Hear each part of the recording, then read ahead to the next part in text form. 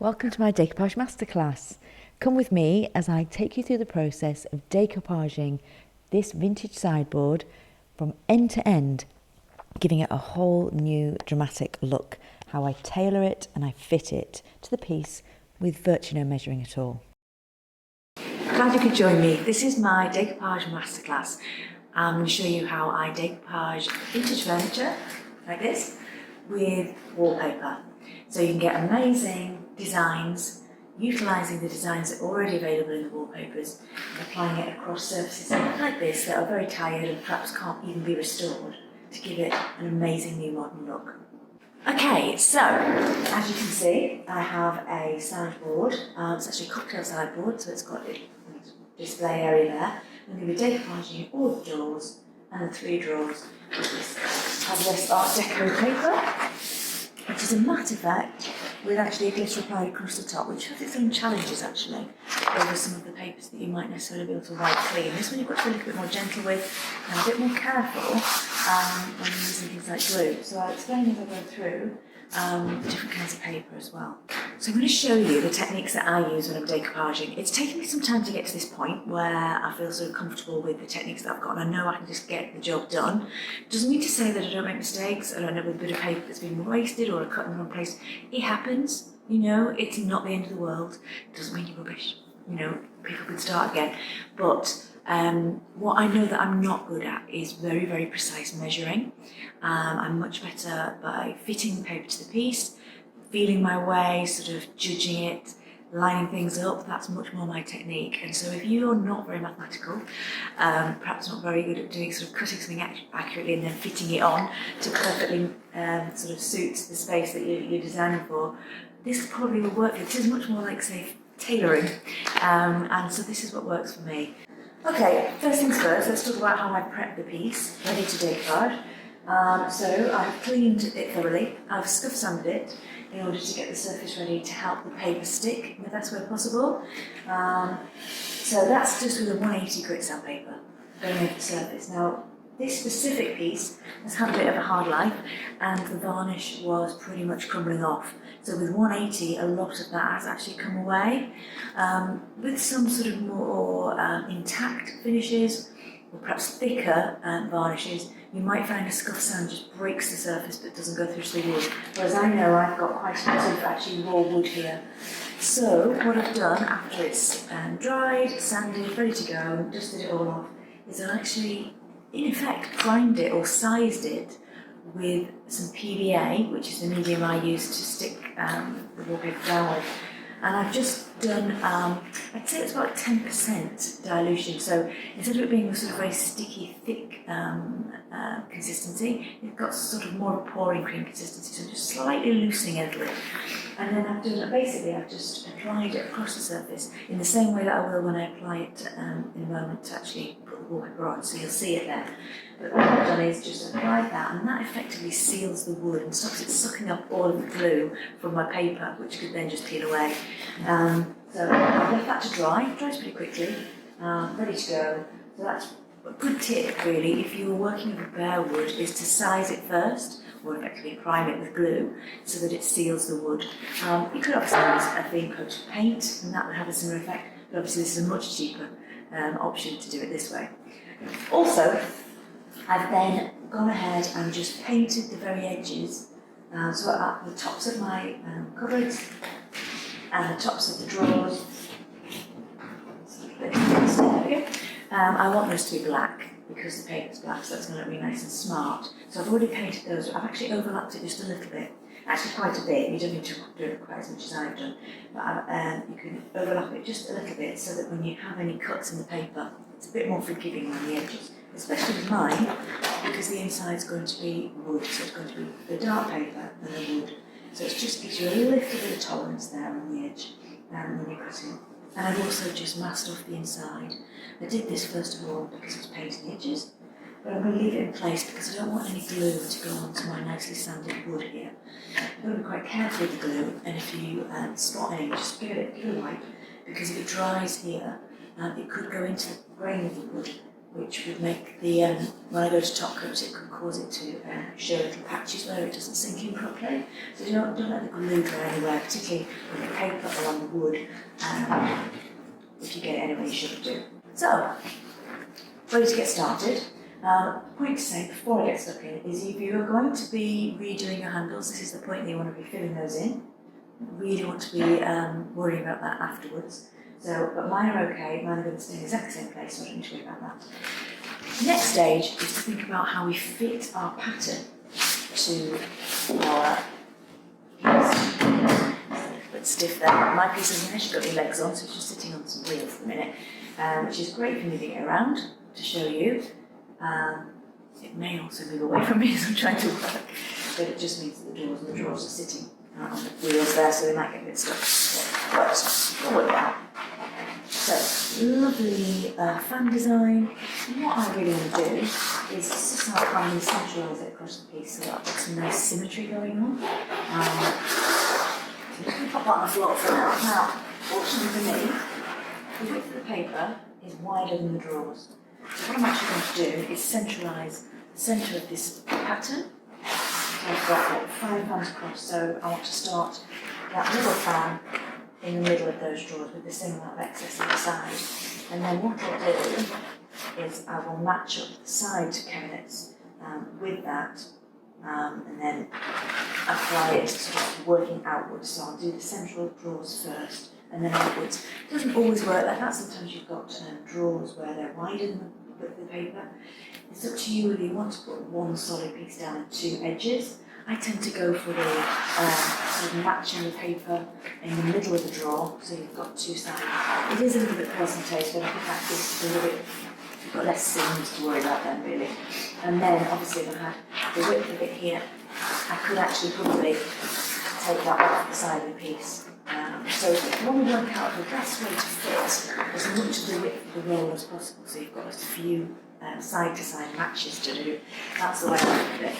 So I'm going to start right in the middle, which makes the most sense for this particular piece. So, what I'm going to do, I think, is have the top of this fan here lined up to the top centre of this drawer here. So first of all, I'm just going to cut the paper across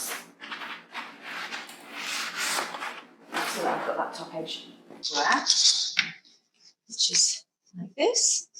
Which is great for making sure you've got a completely straight line, because you can use a flat edge, maybe the edge you're cutting that, push the T-square up against it, and then it gives you a perfectly straight line because of that right angle there.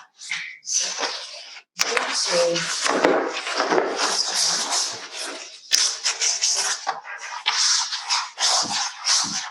I don't usually cut this, so it should be quite interesting.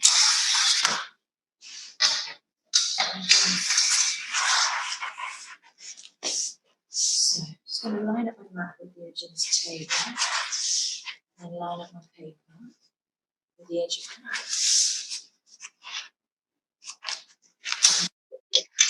Over the top, straight, and take it.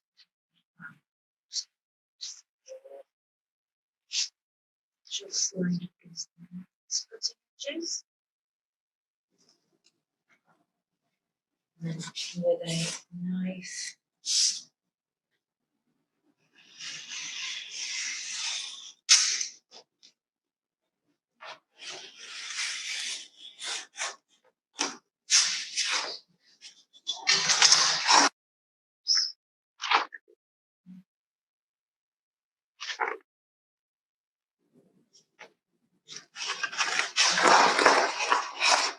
I might be replacing, you might sort out for the next part.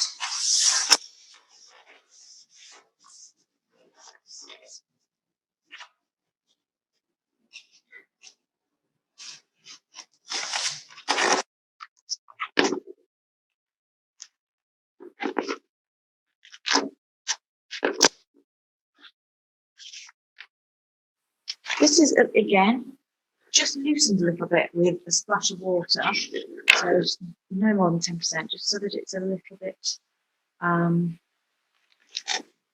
fluid,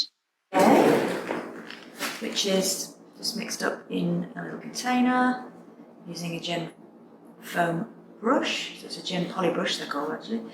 A really good quality foam brush, so it's got a very dense sponge, so you don't get lots of bubbles. And this again has been loosened with no more than 10% water, just to make it a little bit more flowing, not too thin though. So just literally turn the tap and then really mix it in well to make it a bit more liquid and not sticky. So now I'm just going to, whoops, try and put that on the floor. And then I'm just going to apply that smoothly across the front of the drawer. Because I've already got a layer of glue on there, it's not going to absorb. I find it much easier to apply it straight to the front of the drawer or the surface than putting it on the paper and then trying to get the paper down, because I end up getting glue on the paper. It's just a personal choice. There's more than one way to do it. Now, if I can't do that, I do need to do it. It's very good.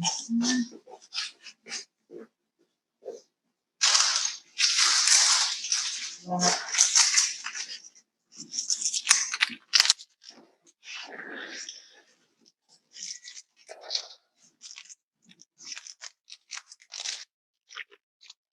Little chalk, and she jumps around and just find and mix it down.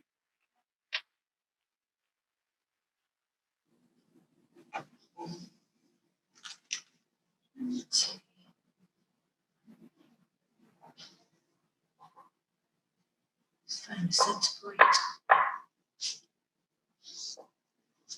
Take a mark. I don't know where I've caught that.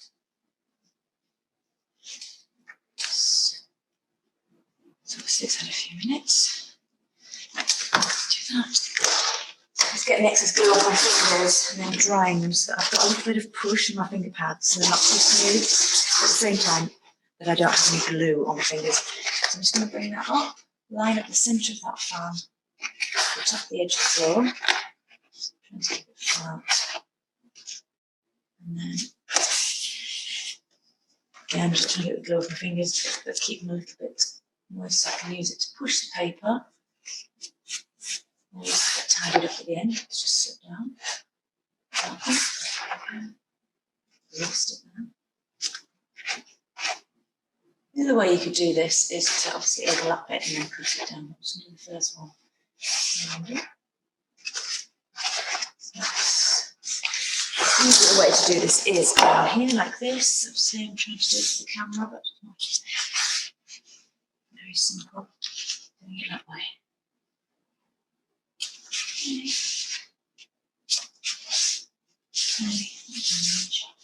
Just going to put a bit of extra paper there that I don't need. Okay. And then I'm going to get my, this is a little bit of foam. So it's like the sticky felt feet that you get. It's just a square piece. It's had a bit of a tired life. This is sort of a newer piece, which as I use it will start to bend a bit more. This piece has been well used. So you've got felt on one side and then it's got that sort of adhesive backing on the other. But I like the fact that you've got two different surfaces. It's not too rough on your paper. So you can just use that to smooth out any bubbles. Working outwards, working downwards. It's not a huge surface, this one. Just going to work it towards the end. Just a bit. See, these are supposed to work on a surface like that. It's better to work down on it. These are under the door. Okay. I'll do is so few bubbles. I'm just feeling it really. And that's why this soft felt's really good for that. A bit on the card or grey, I think, is a bit too tough. Just give it a few minutes. You might see when the glue starts to absorb into the paper, it might start to bubble and wrinkle, so you need to just tend to it. Just gently work them out. You might need to lift the paper a bit more and push them along to the edge. Just give it a chance to absorb because it might start to soften the paper. And then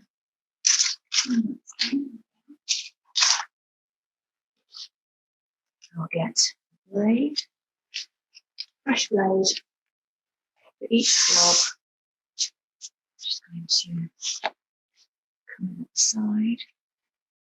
Actually, the end bits. There's no exact size for these things, you just got to find your way in. Just going to find the very edge. And then hold it. And then run my blade flat.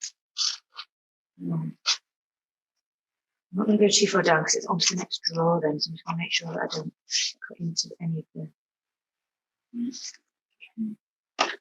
Quite difficult with this drawer because it's got no structure because it's lost its base, and I'm going to do that. So it's a bit big. And then I will, let's just do this one. Poke my blade in on the corner and then hold it flat against the drawer edge like that.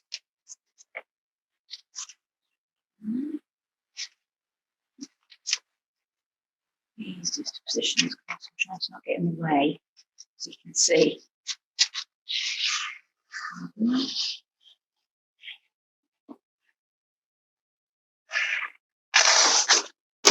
Angle that way or that way. You've got to keep it very flat and straight because otherwise you could reveal too much of the paper on the edge or not cutting off. Or you can always sand a little bit extra if you need to want it to try.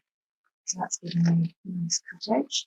You can see if we really it's a little bit white, but we can sort that out in the area instead of touching at the very end. And then we'll just do this last side here. Okay. And then just poking in gently so I can get to the corner, get to the flat bit. And then just got a little bit stuck there, so I'm just going to stop and start again. Okay. Just careful with that blade. And that's one. Okay. And literally start at the top of the next drawer. Just put it down here. And start again, measuring the central plate and do exactly the same technique as we're going to do each drawer. If I had a bar in between, so there was a gap between the drawers, these are actually, they're overlapped, but they do actually line up once you bring them out, so I can actually do the paper continuously down. If you've got a bar there, you could either, you could match the paper to the drawer above with an overlap, so overlapping the bar. And then when you take the drawer out, you can just cut the excess off. Or you can measure the bar, take it to your cutting mat and take off that amount and then stick it from the top down. So literally you can just overlap it to the top, make sure it matches with the one above, get it into position, and then glue it there and then just cut the excess off and it should match up when it goes in with perhaps the painted bar in the middle. Or if you've taken the piece over to the cutting mat and cut it off, you could apply it across the bar in between if you wanted to. You want it to be continuous rather than having a painted bars in between the pattern. With these overlaps, that's nice and straightforward for it. So I just continue on the bottom down there. And when I get to the bottom, and then I'm going to start working on matching up the drawers and the pattern on the side.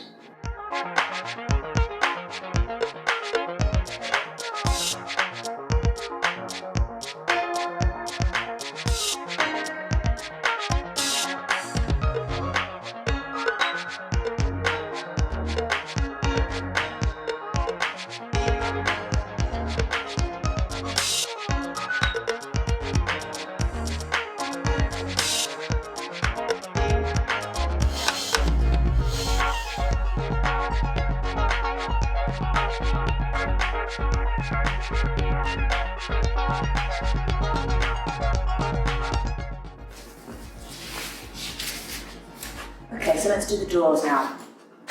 I'm going to do each side separately, matching it into the middle. So I'm going to take a length off the roll like I did for the drawers and then work with that.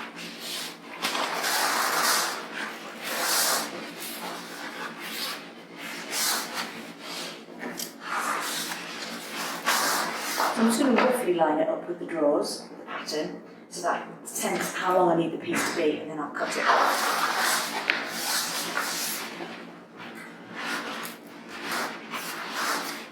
don't want to cut off more than I need to, so I'm just going to leave a little bit at the top.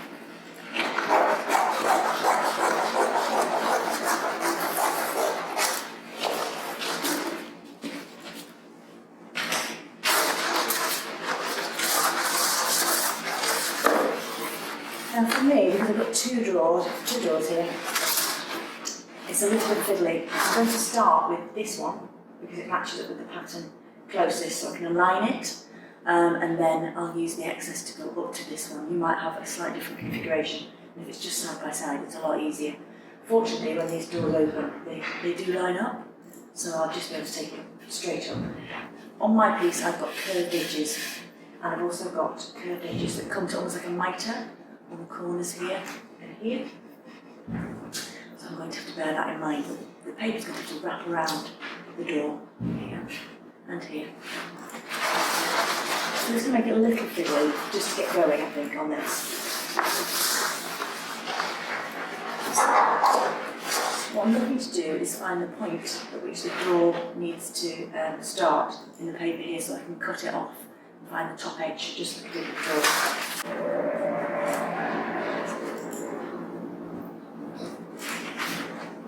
So I'm just going to pull this forward and then overlap it to get the match.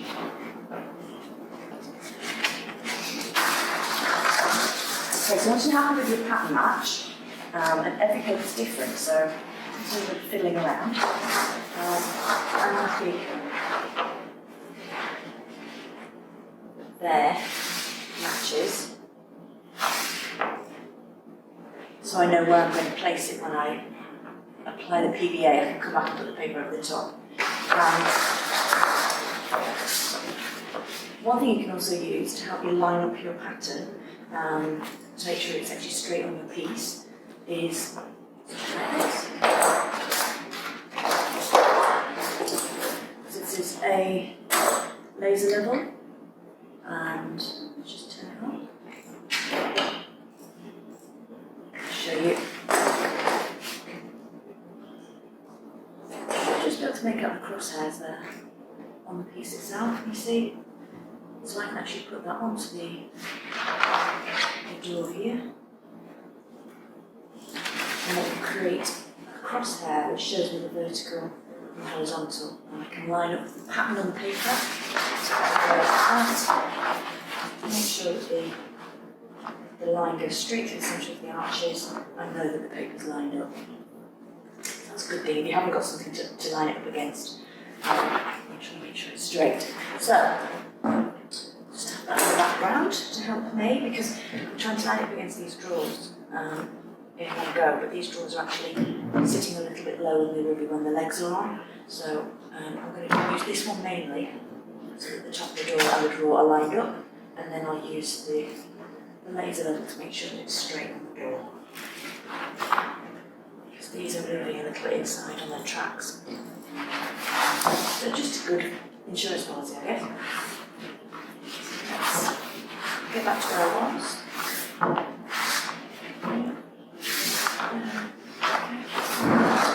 Now I'm going to put some PVA on the door, just on the flat bit, and then I can do the curved bits when I take the door off and play around with it to fit well.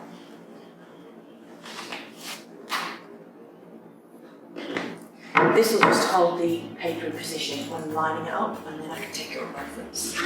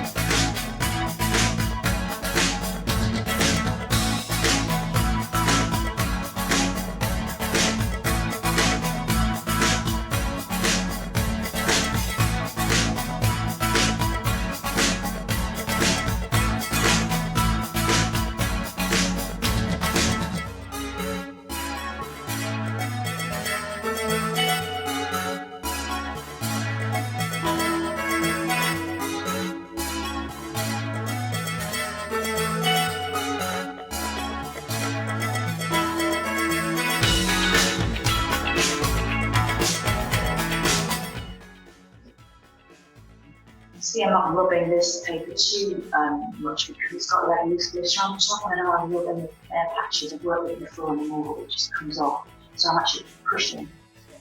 But if you've got something that's got a more sealing surface or a plastic surface or more texture, you could just rub, and you can rub your bubbles out. But I've got to remove my bubbles from that. And it's not got a plasticky finish on it, it's actually good to come up on the house. Which is why I will be putting a top coat over it, just to make sure it's all sealed up.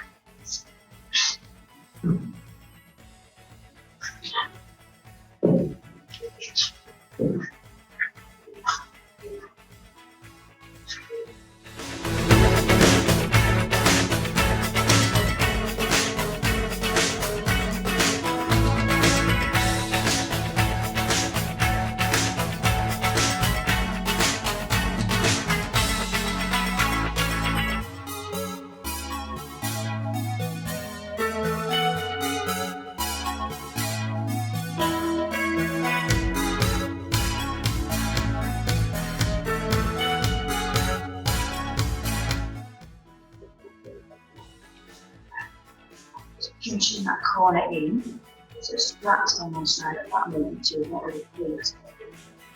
The main task adds some extra glue because it will push it into the paper, so just put in a little bit extra move that in. Just use my fingers to find the edge and then poking the glued point in. See how the finish goes.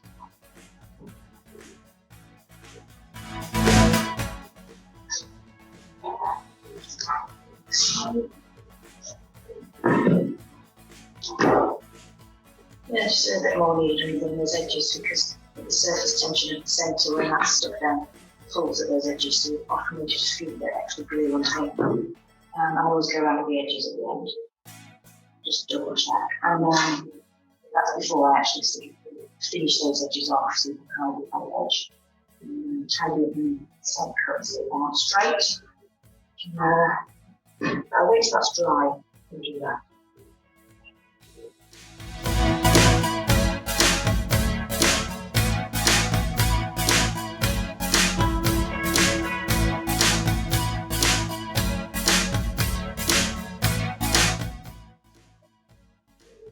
Sometimes you can use it neat, so not the water down through the bits that you want to touch up, because that's a little bit sticky.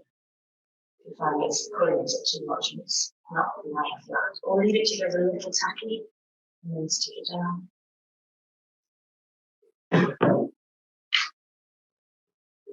You might put that over and neat through the end when I come back to it. So that's pinched in.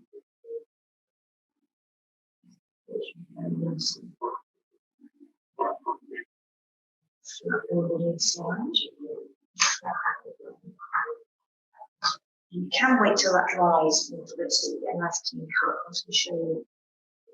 Just going to cut that bit off there. And then you get a really nice neat join, but you will maybe just touch that in with charcoal coloured paper, not quite black, and just touch that cut mark in there.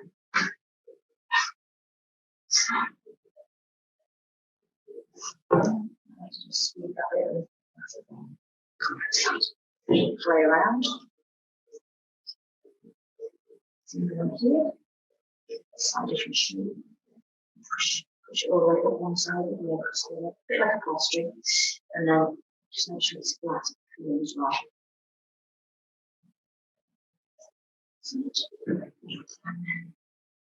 I'll have a contour around the scissors. It's quite a little joint. You might need to pop a little bit of extra glue into that. It's a bit extra paper.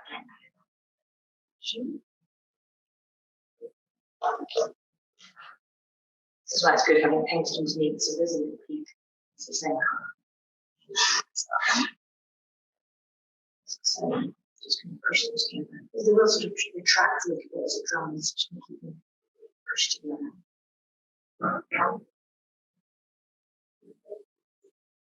Just keep an eye on it. It's the same with the bubbling. As it soaks through the paper and starts to sort of stretch the paper, and then it shrinks back. So you just need to keep an eye on these things as they're absorbing and then drying. Okay. Just cut this one off.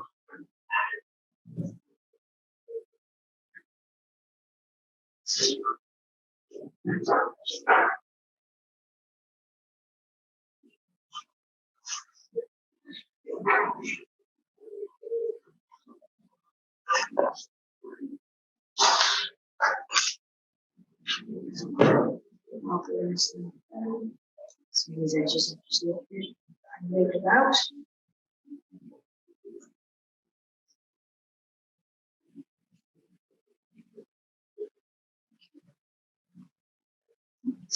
As well. So you're going to go around it all and check all these edges more.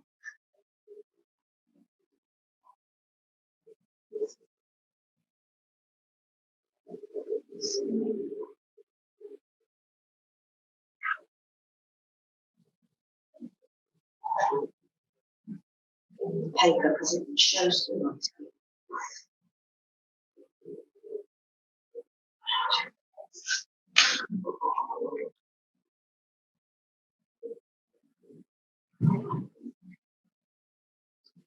Tending those.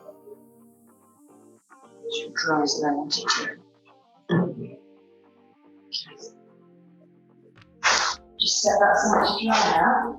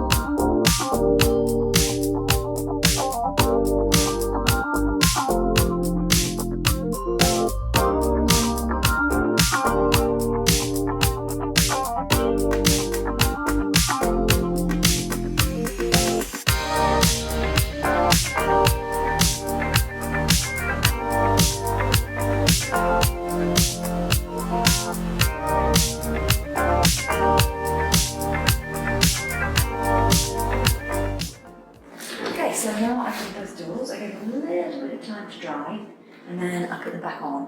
I suppose to make sure I don't catch any edges and gently, because they're not totally dry yet. And then I'll come back and do the touch-ups, as I was doing right before. So those are back on, and that allows me to align these top cupboards with what's going on down here. So these are sections that are cut off, which I'm just going to apply to the doors, matching it up. Very similar technique to what I've just done before. So what I need to do, first of all, is to put the PVA on the actual door here. I'm just going to cinch check. And I'm just literally going to match it up with where I cut it off from, basically.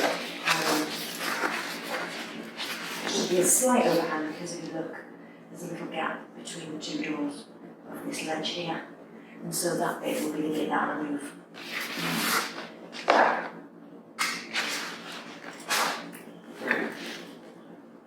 PVA.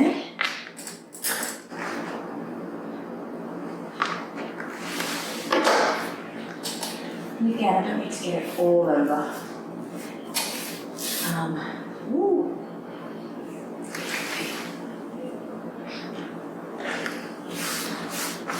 It's the apron.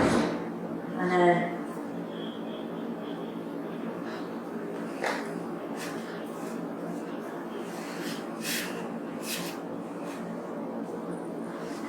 and to make sure not to get it on the bottom drawer.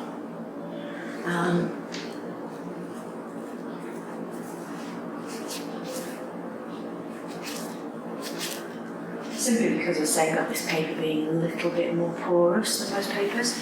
I'll show you some examples of the different kinds of finishes. This one in particular shows up glue marks and it isn't as wipeable as some papers you might get. So I'm being super careful, but it doesn't hurt.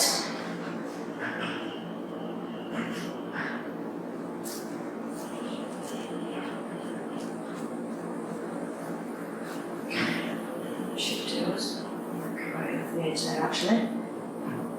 The more paper that's glued down, the more paper that's out of the way. Easier. Literally line out some paper draw below, and then get my crosshairs on it too. And then what I need to do, make sure that I don't move it easily. Just get that.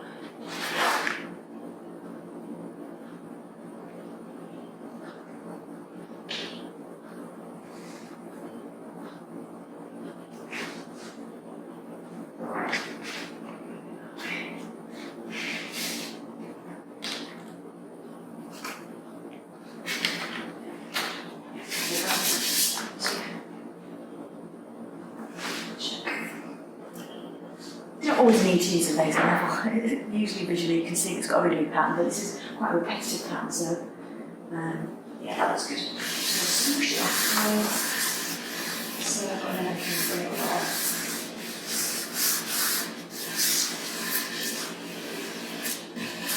Now this paper is quite thick, so it doesn't bubble. And it doesn't stretch as it gets the glue soaking into it. Some papers do, and you do have to manipulate them more, and you might have to lift it up, push. I have to lift it up and push the bubbles out. Obviously, the glitter on this, I'm being really careful not to overrub it, but just lift, and you work it out from the centre so that all the bubbles get pushed to the edge as you go. Your hands again. With our feet.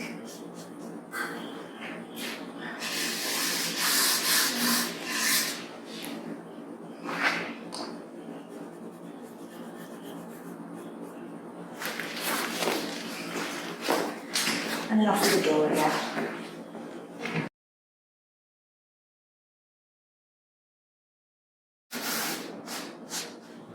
It's the outside, but that needs some glue.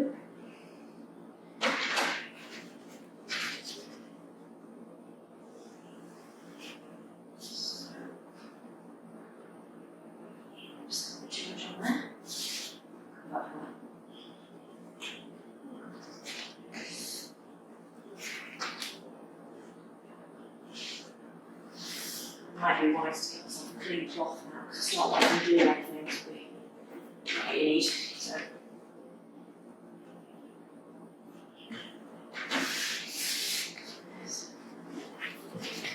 I'm going to press, you might have to rub to get that to really stick down. See, I know that bits of glitter are coming out as I'm doing this. Around. A little bit on here. As I say, the tension of the centre sort of sticking down and pull this edges back. So just that needs to be sticking.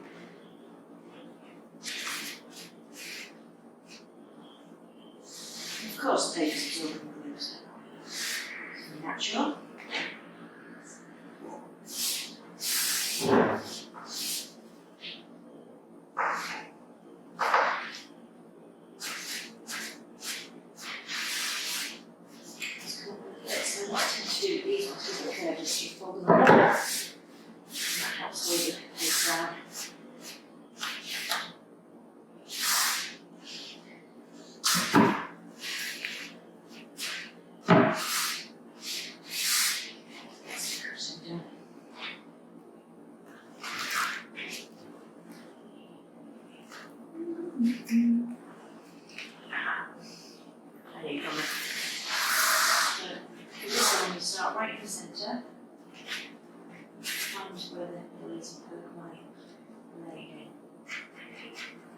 flat against the wood.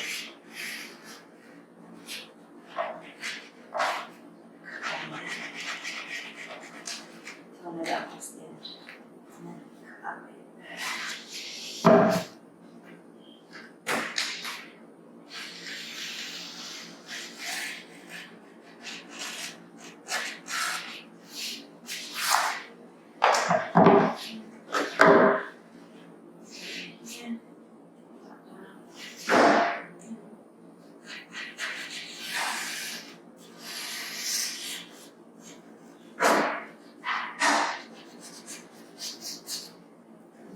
This on the edge there. Take that extra. Oops. A bit extra paper that I don't need. I'll show you once it's dry. I'll touch these things up because things happen. Yeah, I've got a bit of fluffy there, so we'll sort that out in a different way. It's just make sure you totally level those cups. As much as you possibly can.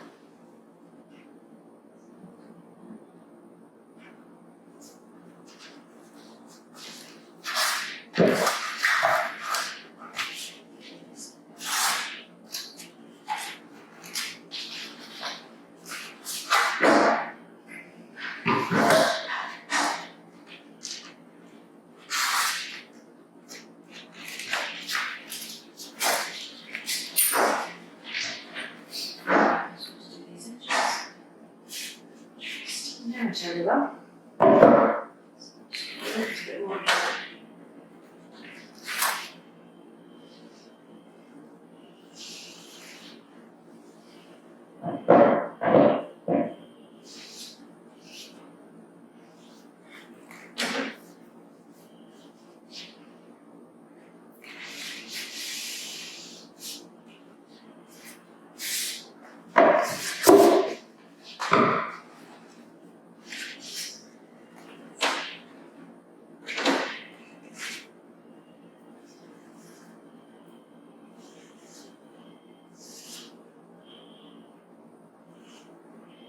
I'll leave this for a bit, let it go off a bit before I cut it.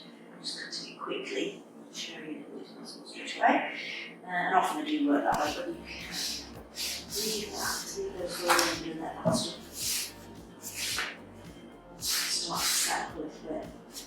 And then come back to it.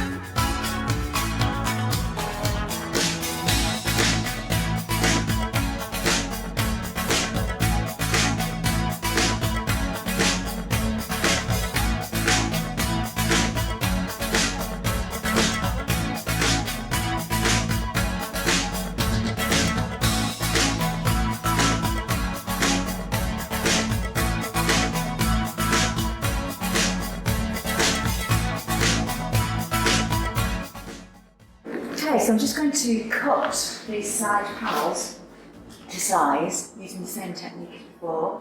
I'm just in the process of taking the doors off so that I've got a neat edge to cut along which doesn't interfere with what I've already decoupaged. I'm just taking the hinges off so that my blade can go flat against the side there.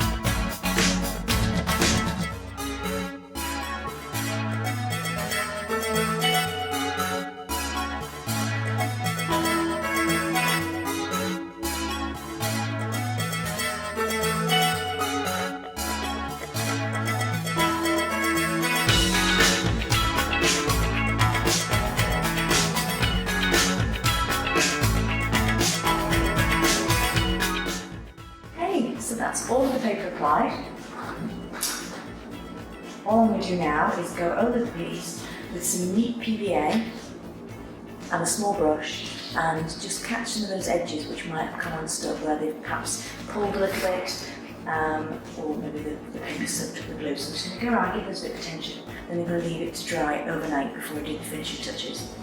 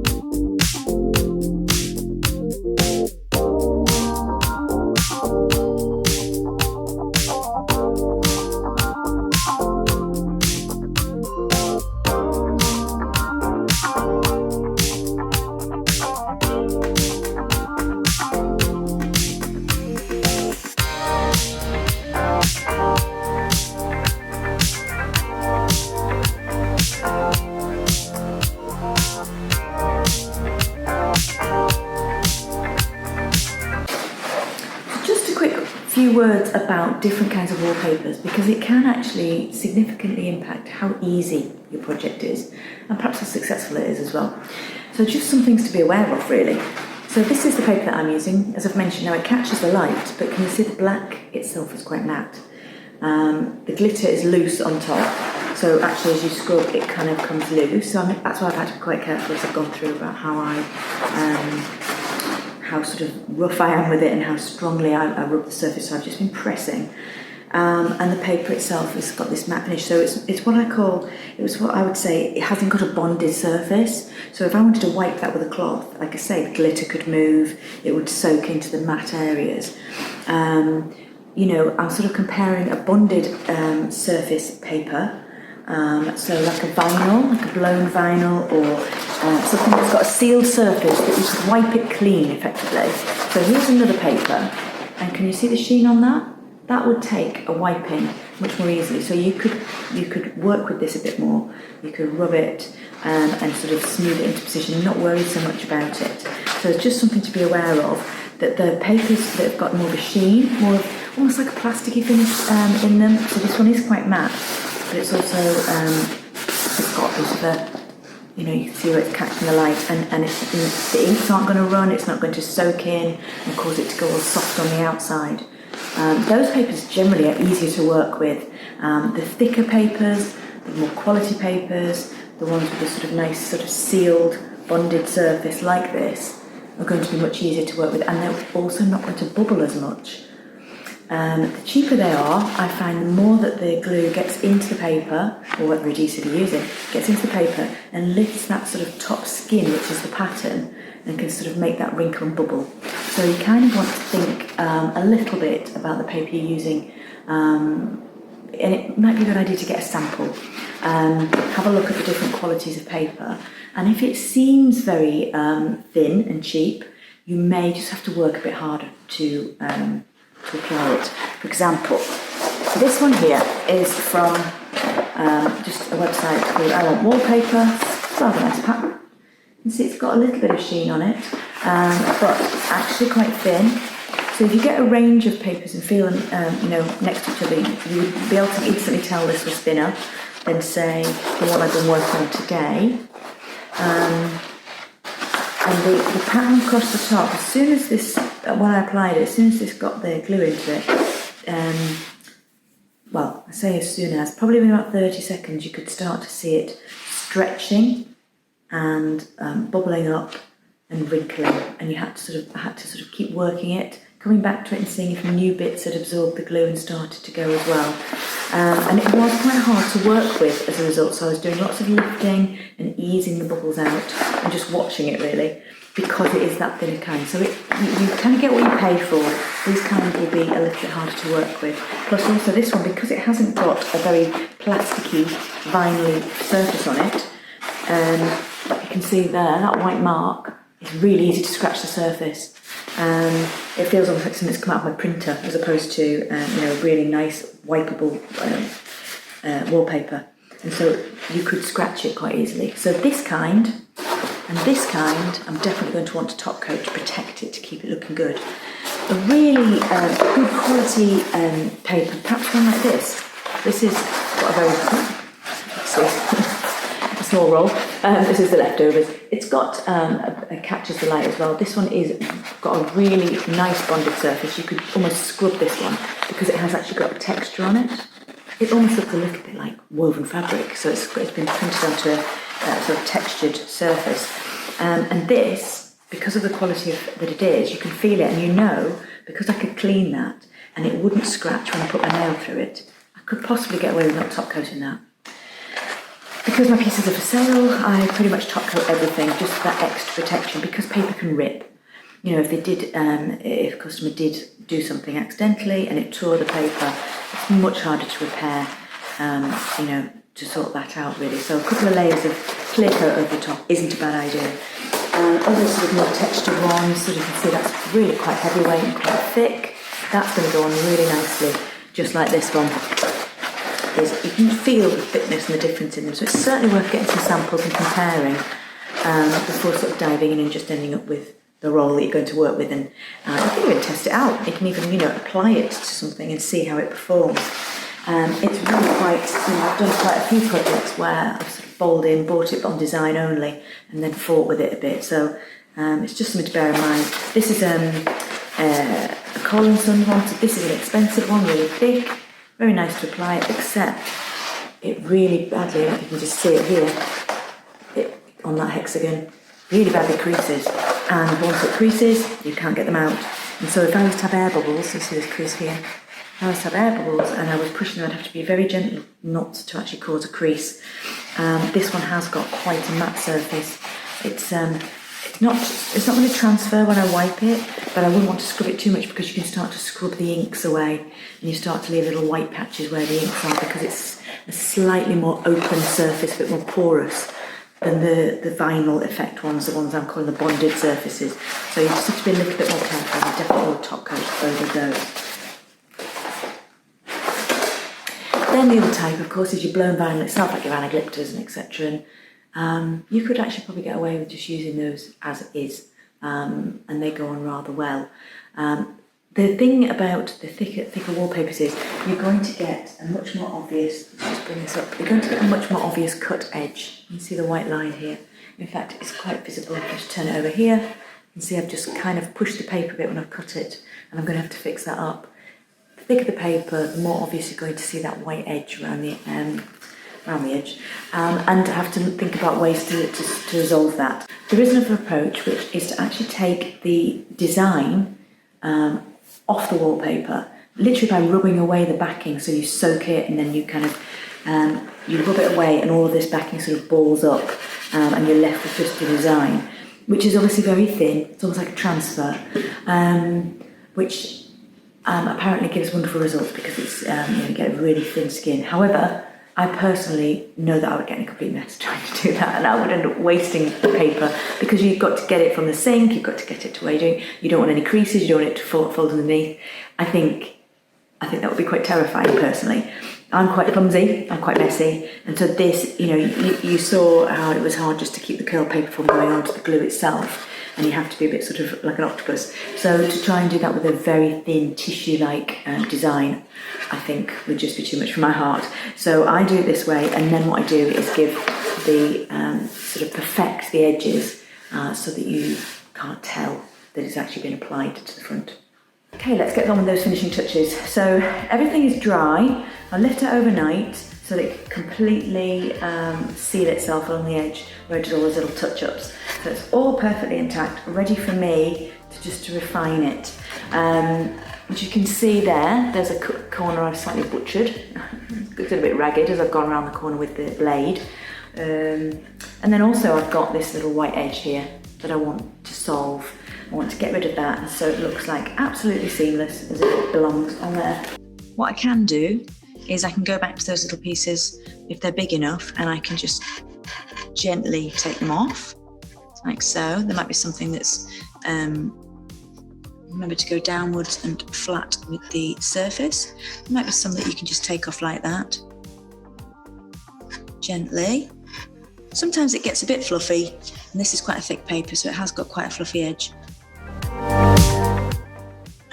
So it can be a bit difficult to get the fluffy ones. It's not too bad.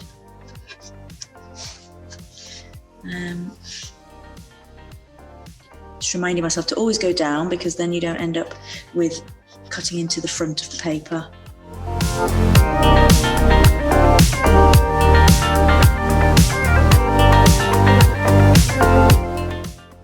So what I can do now is take, I've got a sanding block and some 180 grit sandpaper, just so that I've got a really nice flat surface to run along the edge. You can use a sort of pre-formed sanding block like this, if you prefer. But I like the block, I like the fineness of this paper. What I don't want is large grit to come onto the front of the paper when I'm sanding. And then what I'm going to do is I'm going to sand down in only one direction. So like so, down. You see? Taking a little bit of the black off, but that's fine because I'm going to be touching up that edge anyway. So there's no harm to sort of touch it with it. I've got my base layer on, but I haven't finished those edges.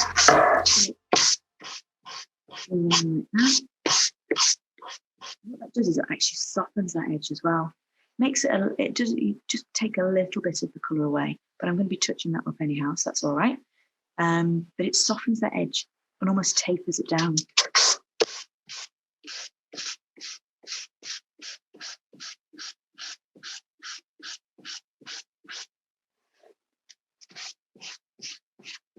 And then when you feel it, you can't feel like the edge of the paper sticking up.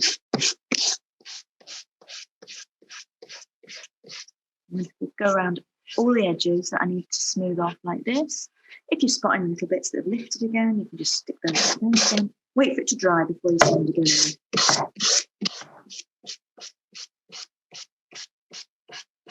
Just give that really nice fitted look.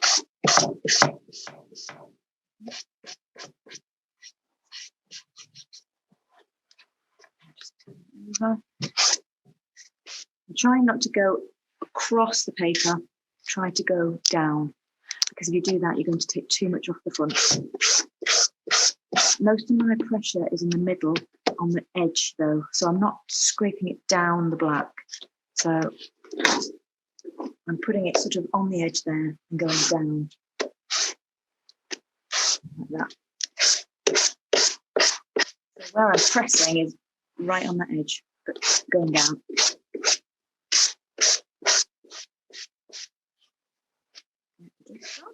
This will all pop back to life. This will all the colours will pop out when I top coat it at the end, so I don't need to worry about it looking dusty.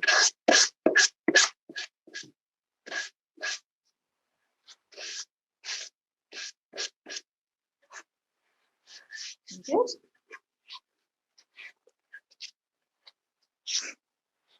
this is where I'll take my masking tape off here.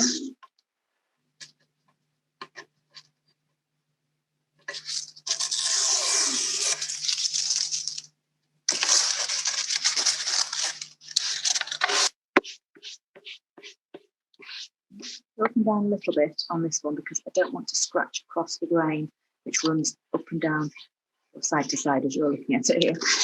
It's up and down on the blue itself. So I've got some little scratches there, so I need to go up and down. Again, keeping it flat, but not putting all my pressure flat down on it. My pressure is just on that very edge.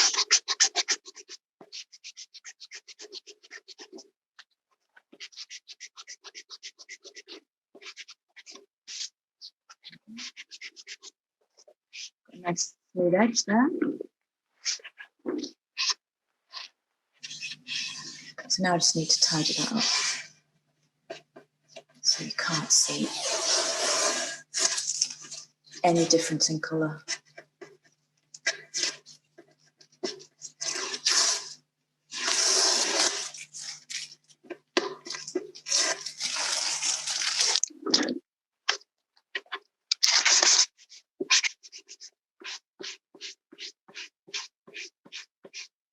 The excess coming away.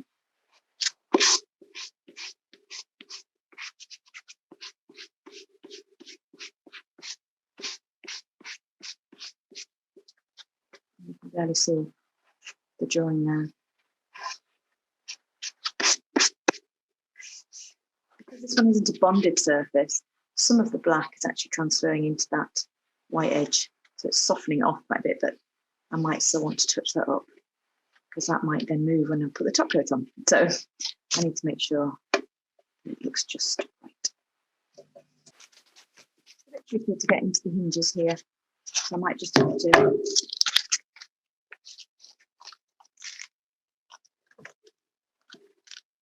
with a little bit of paper. To the extent that will be hidden, so it's not so bad.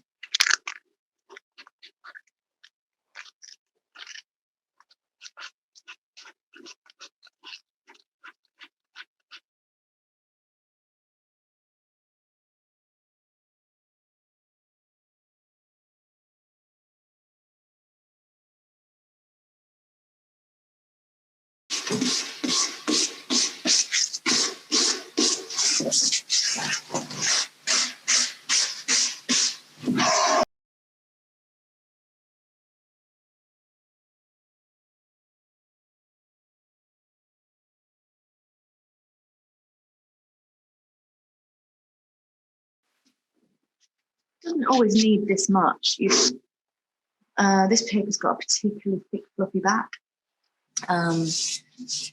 When I've cut paper, the last one I did, the Divine Savages one, when I cut that, there was virtually no excess because it actually had fibres in it. So it was this is much fluffier and softer and breaks up more. That one, you can actually see there was fibres through the paper to make it stronger. So it cut a lot easier. They're all different.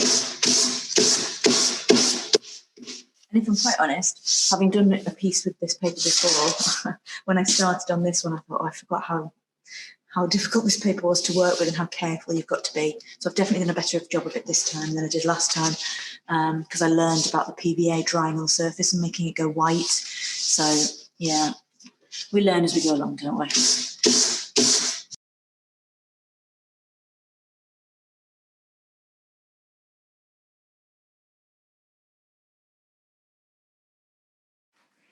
Okay, so I've sanded all of the edges. I had quite a lot to do on this one. As I said, the paper's a bit fluffy on the edges, but I've got it now so it feels really sort of close to the piece. You can't feel any paper sticking up at the edge, but it does need a little bit of a touch-up. So let's do that. I'm going to use the paint that I've used for the edges and a small square flat brush. Don't want too much paint on your brush, so I'm just going to take a bit off.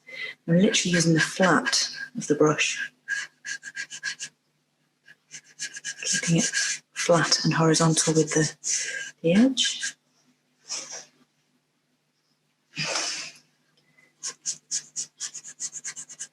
Just checking You don't need to sort of go slightly further over the edge. But again, just using that one sweep sort of point on the brush on the very edge of this, where the corner meets.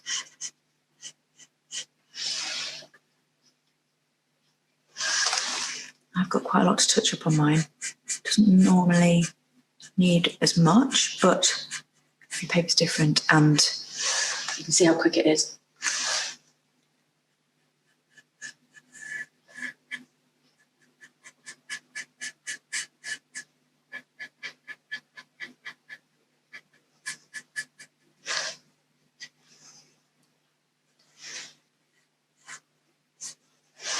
We come back and use a slightly bigger brush just to tidy up the rest of the paintwork where the sandpaper's hit it.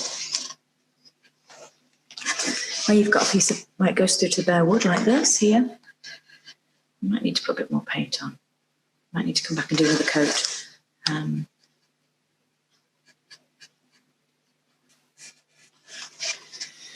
Okay, slightly different technique where you've got wood and paper meeting, because you can't obviously paint the wood. So I'm just going to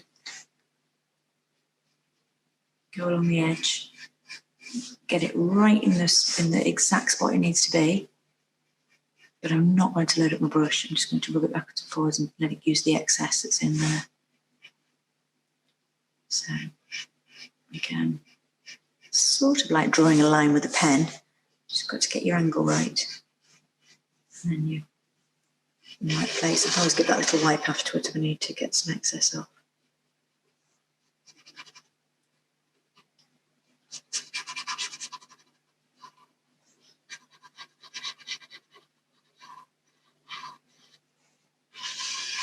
Okay, looking good. I'm going to load up again, but because I haven't got anything to use it on first to get the excess off, I'm just going to use a bit of kitchen paper just to make sure I don't put too much on. There you go, I've got a bit too much there. It needs to be really dry, otherwise it does splitch.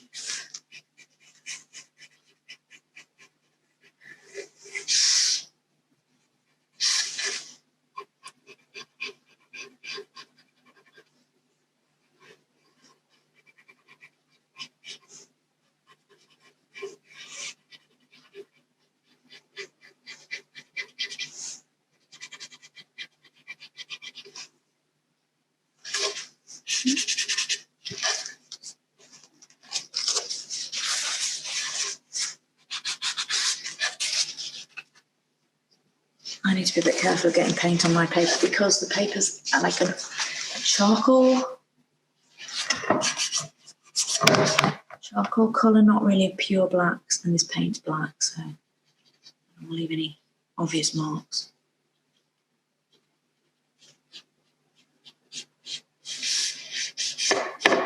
Okay.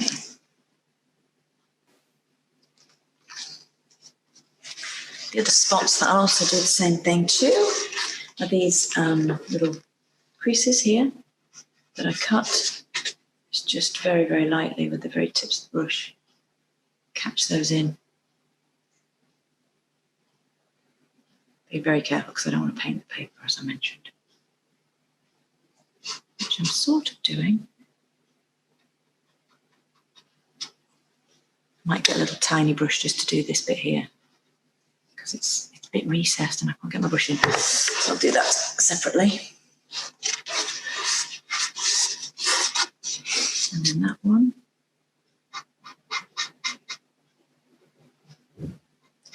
It's a bit easier because it's sticking out, the white bit. Perfect. Disappeared.